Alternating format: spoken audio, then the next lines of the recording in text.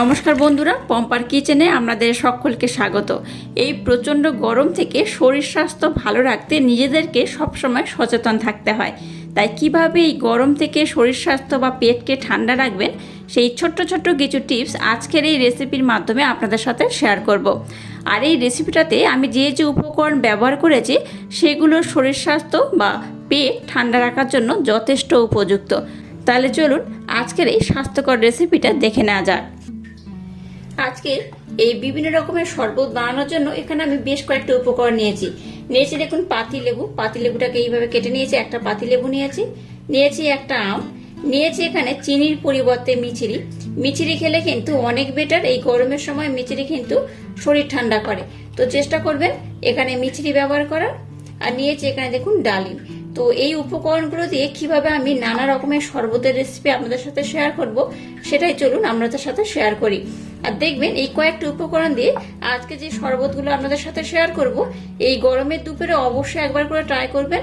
শরীর যেমন ভালো থাকে তেমন কিন্তু পেটও খুবই ভালো থাকে। তো চেষ্টা করবেন শরীর ঠান্ডা রাখার জন্য। বেশ কয়েকটা উপকরণ আমি নিয়েছি, আরও এখানে বেশ কয়েকটা উপকরণ অ্যাড করব। সেগুলো দিয়ে কিন্তু আজকের শরবতগুলো আমি বানাবো। চলুন দেখে নেওয়া যাক। প্রথমে দেখুন একটা মিক্সির জার আমি নিয়ে নিয়েছি। এর মধ্যে মিশ্রিগুলোকে আমি দিয়ে দেবো সামান্য পরিমাণের লবণ, আর দিয়ে দেবো 2 চামচ মৌরি। খুব বেশি দরকার নেই, 2 চামচ দিলেই হবে। মৌরি খেলে কিন্তু পেট ঠান্ডা থাকে, খুবই উপকার মৌরি। তো চেষ্টা করবেন মৌরি দিয়ে কিন্তু শরবতটা বানানোর জন্য। প্রথমে এই 3টে উপকরণ খুব ভালোভাবে আমি ব্লেন্ড করে নেব। দেখুন খুব ভালোভাবে এটাকে আমি ব্লেন্ড করে নিয়েছি, একদম মিহি করে ব্লেন্ড করে নিয়েছি। দেখুন দেখতেই পাচ্ছেন এইভাবে এটাকে কিন্তু অনেকদিন আমরা স্টোর রাখতে পারবেন।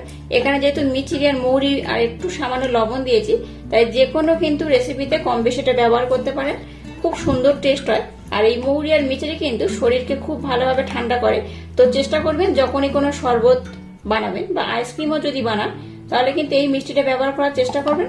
শরীরের জন্য খুবই ভালো, আর পেটও কিন্তু খুব ভালো ঠান্ডা থাকে। তো যাই হোক এটাকে আমি খুব ভালোভাবে ব্লেন্ড করে নিয়েছি।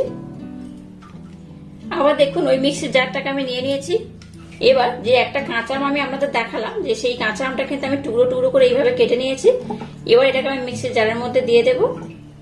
এখানে কিন্তু কোনো রকম জল আমি ব্যবহার করব না।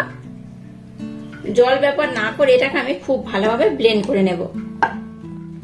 দেখুন আমটাকে আমি খুব ভালোভাবে ব্লেন্ড করে নিয়েছি। এবার এই ব্লেন্ড করা আমটাকে এই পাত্রের মধ্যে আমি উঠিয়ে রাখবো। এবার দেখুন একটা গ্লাস আমি নিয়ে নিয়েছি। একটা শরবত প্রথমে আমি বানিয়ে নেব। এবার দেখুন যে মৌরি আর মিষ্টিটাকে আমি খুব ভালোভাবে ব্লেন্ড করেছিলাম, এখান থেকে আমি 2 চামচ দিয়ে দেব। ব্লেন্ড করে রাখা আমটাকে 2 চামচ দিয়ে দিলাম। দিয়ে দেবো স্বাদ মতো বা পরিমাণ মতো লবণ, সামান্য পরিমাণে দিয়ে দেবো বিট লবণ, আর দিয়ে দেবো গোলমরিচের গুঁড়ো একদম সামান্য পরিমাণে। এবার এখানে আমি জল দিয়ে দেব। আর যে কোনো শরবতে ব্যবহার করার জন্য একটা স্পেশাল মশলা আমি বানিয়ে রেখেছিলাম। এখানে মৌরি, জিরে আর গোলমরিচের গুঁড়ো রয়েছে। তো একসাথে গোটা গোলমরিচ, গোটা জিরে আর গোটা মৌরিকে আমি খুব ভালোভাবে ব্লেন্ড করেছিলাম, সেটার মধ্যে আমি দিয়ে দেবো অল্প করে। এবার এটাকে আমি খুব ভালোভাবে মিক্সড করে নেব। এইভাবে গরমের সময় শরবতটা বানিয়ে দেখবেন, শরীর স্বাস্থ্য বলুন বা পেট বলুন সবকিছু কিন্তু ভালো থাকবে। শরীর যেমন সুস্থ থাকবে পেটও ঠান্ডা হবে। এখানে দেখলেন তো মৌরি ব্যবহার করেছি, মিচিরি ব্যবহার করেছি আর কাঁচা আম। এইভাবে শরবত বানালে কিন্তু দুর্দান্ত খেতে লাগে। আর বিকালে এইভাবে যদি শরবত বানিয়ে খান তাহলে তো দারুণ হয়। দেখুন একরকম শরবত কিন্তু আমি বানিয়ে আপনাদের সাথে শেয়ার করলাম। চলুন আর একরকম শরবত আমি বানিয়ে নেব। আর একটা গ্লাস আমি নিয়ে নিলাম। এর মধ্যে দিয়ে দেবো 2টো বাতাসা। বাতাসা কিন্তু ভীষণ ভাবে পেট ঠান্ডা করে। তো 2টো বাতাসা আমি দিয়ে দিলাম। আর এখানে দিয়ে দেবো জল, দিয়ে দেবো 1 গ্লাস। একটু জলের পরিমাণটা কম দেবো, এখানে আর একটা উপকরণ আমি অ্যাড করব। প্রথমে বাতাসাটাকে আমি জলের মধ্যে খুব ভালোভাবে মেল্ট করে নেব। এবার দেখুন নিয়েছি কতিলা। গরমের সময় কিন্তু এই কতিলা ভীষণ উপকারী, শরীর পেট কিন্তু খুব ভালোভাবে ঠান্ডা করে। তাই কতিলা এখানে আমি ওভারনাইটের জন্য ভিজিয়ে রেখেছিলাম, 3 থেকে 4 ঘন্টা ভিজিয়ে রাখলেই হবে। তো আমি ওভারনাইটের জন্য ভিজিয়ে রেখেছিলাম, সেটা এখানে দিয়ে দেবো। এরকম কচিলা কিন্তু বাজারে কিনতে পাবেন, আমি দেখাচ্ছি। দেখুন কচিলা কিন্তু এইরকমই হয়, এই দেখুন এই কচিলা কিন্তু যে কোনো মুদি দোকানে আপনারা পেয়ে যাবেন। তো এটা কিন্তু খুব ভালো, শরীর খুব ঠান্ডা করে, পেটও ঠান্ডা করে। এই কচিলা একদম অল্প নিয়ে যদি আপনি ভিজিয়ে দেন তাহলে কিন্তু অনেকটাই হয়ে যাবে। তো এখানে চাইলে আপনারা কিন্তু একটু লবণও ব্যবহার করতে পারেন, আবার নাও ব্যবহার করতে পারেন। এখানে কিন্তু আমি আর কোনো উপকরণ অ্যাড করব না। আর একটা উপকরণ অ্যাড করব, দিয়ে দেবো গন্ধরাজ লেবু।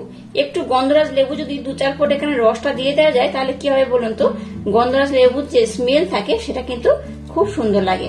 আবারও বলছি, একটু লবণ কিন্তু আপনারা ব্যবহার করতে পারেন। লেবুর রসটা দিয়ে এটাকে আমি আর একবার মেল্ট করে নেব। এখানে আর কোনো উপকরণ অ্যাড করার দরকার নেই, সামান্য একটু লবণ ব্যবহার করলে হবে, নাও হবে। তো আমি আর একটা আপনাদের সাথে শরবতের রেসিপি শেয়ার করব। তো চলুন আর একটা শরবত কিভাবে বানাবো দেখে নেওয়া যাক। আর একটা গ্লাস আমি নিয়ে নিলাম।